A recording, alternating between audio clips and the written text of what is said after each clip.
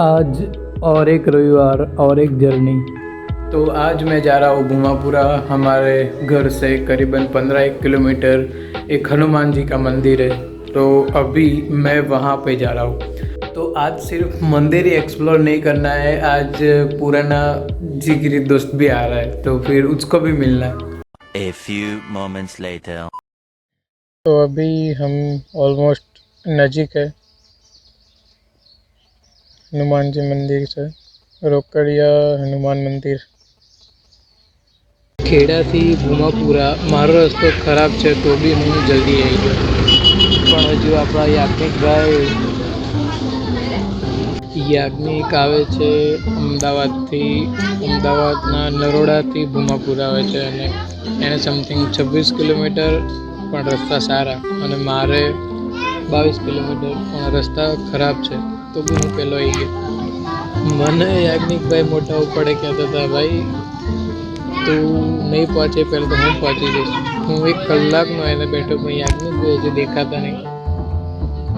આને કહેવાય સ્પીડની ઘમંડ. યાજ્ઞિકભાઈ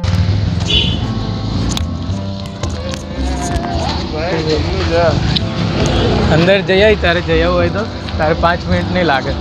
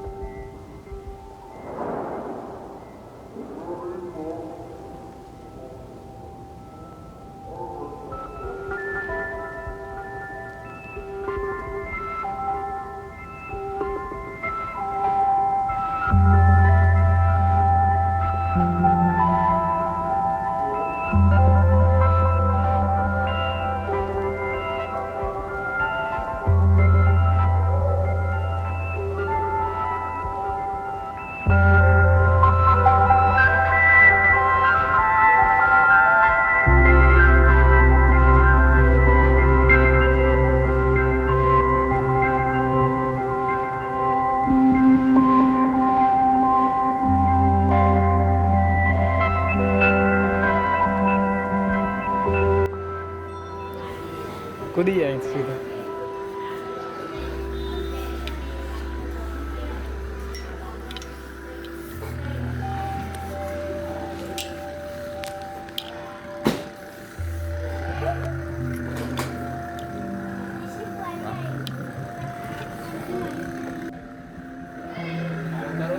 હા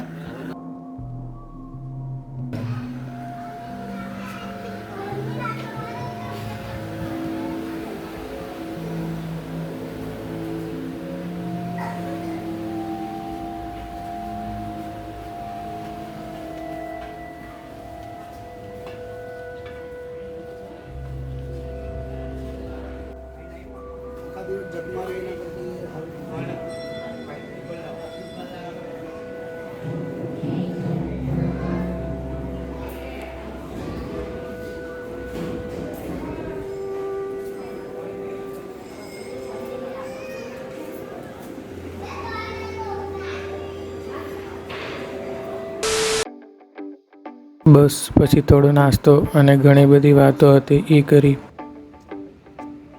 અને હું મારા ઘરે આવ્યો.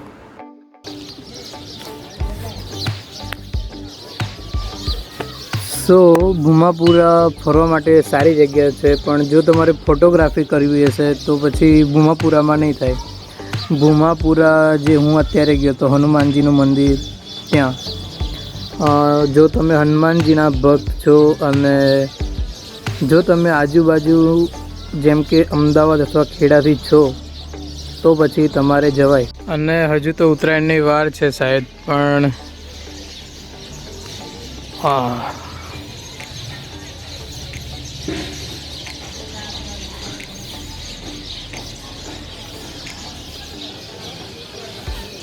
ઉત્તરાયણ. હા ભાઈની વિડીયોમાં આવું જ લાગે. હા લપેટ લપેટ લપેટ. હા ફોર્મમાં આવી ગયો. મને 2-3 જણે પૂછ્યું કે કેમ ભાઈ અચાનક ફરવાનું ચાલુ કર્યું, તો આ વિશે હું એક ડીપમાં વાત કરીશ કે માણસે મંથમાં કે વીકમાં 1 કે 2 વાર ક્યાંક તો ફરવા જવું જોઈએ. તો બસ આજ માટે આટલું જ. હવે આપણે જો પોસિબલ હશે તો નેક્સ્ટ રવિવારે મળીશું.